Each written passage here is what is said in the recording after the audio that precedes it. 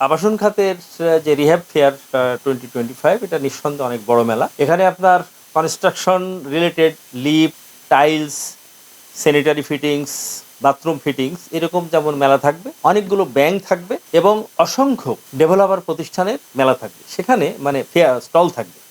সেখানে মানুষজন এসে কম্পেয়ার করতে পারবে এক ছাদের নিচে অনেকগুলো লোকেশন অনুসারে। কেউ হয়তো মিরপুর পছন্দ করছেন, কেউ ধানমন্ডি, কেউ বসুন্ধরা, কেউ গুলশান, কেউ আফতাবনগর, বনশ্রী, বিভিন্ন অঞ্চলের ডেভেলপার ভাইরা থাকবেন এবং তাদের স্টলে বিভিন্ন ধরনের প্রোডাক্ট থাকবেন। সম্মানিত ক্রেতা দেখে শুনে বুঝে ফ্ল্যাট কমার্শিয়াল স্পেস ক্রয় করতে পারবেন। এখন পর্যন্ত আমাদের অলমোস্ট 175 স্টল মানে আমাদের এখানে বুকিং দিয়েছেন, টাকা জমা দিয়েছেন।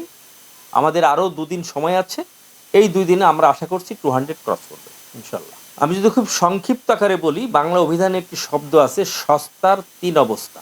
এই সস্তার 3 অবস্থার জন্য আমাদের সম্মানিত ডেভেলপার ভাইরাও যেমন দায়ী আছেন, আমাদের সম্মানিত ল্যান্ড ওনাররাও দায়ী আছেন। আমি বলবো যে সমস্ত সম্মানিত ফ্ল্যাট পারচেজার অথবা কমার্শিয়াল স্পেস যারা ক্রয় করবেন, ডেফিনেটলি তাদেরকে রিহ্যাবের সদস্য কিনা, তাদের প্রিভিয়াস হিস্ট্রি কী, তারা কতটা বিএনবিসি কোড মেনে ভবন তৈরি করে, এই জিনিসগুলো তাদেরকে দেখতে হবে। এখন প্রশ্ন আসতে পারে যে একজন ক্রেতা উনি তো বুঝবেন না। আমি মনে করি ব্যক্তিগতভাবে যিনি একটা 1.5 কোটি 2 কোটি বা 5 কোটি টাকা দিয়ে একটি ফ্ল্যাট বা কমার্শিয়াল স্পেস কিনবেন, তিনি একজন স্ট্রাকচারাল ইঞ্জিনিয়ার বা একজন সিভিল ইঞ্জিনিয়ারকে দিয়ে বিল্ডিংটি ভিজিট করবার জন্য 3,000 বা 5,000 টাকা দিলে একজন স্ট্রাকচারাল ইঞ্জিনিয়ার বা একজন সিভিল ইঞ্জিনিয়ার ভবনটা দেখে বলে দিবেন যে yes that building as per construction as per BNBC code.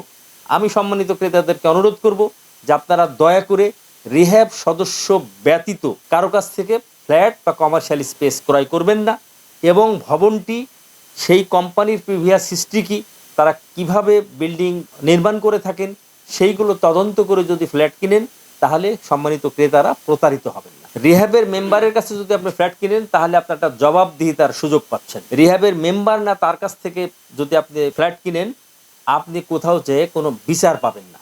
আমি জাস্ট আমাদের আফতাবনগরের একটি প্রজেক্টের কথা বলি। একজন ব্যক্তি 2022 সালে রিহ্যাবের মেম্বার না তার কাছ থেকে 10 লক্ষ টাকা দিয়ে একটি বুকিং দিয়েছিলেন। আজকে 25 সালে এসে তাকে ফ্ল্যাট দেওয়া হচ্ছে না। ওই 10 লক্ষ টাকা 10% 20% টাকা কেটে রেখে তাকে 8 লক্ষ টাকা দিবার চাই এবং সে যে বিচার করবে আমার কাছে এসছে, বাট সে আমাদের রিহ্যাবের মেম্বার না। আজকে সেই লোকটি অসহায়। সো রিহ্যাবের মেম্বার ব্যতিরেকে যে কোনো ডেভেলপারের কাছ থেকে যদি আপনারা ফ্ল্যাট কিনেন, নিশ্চিত করে বলতে পারে আপনি প্রতারিত হবেন।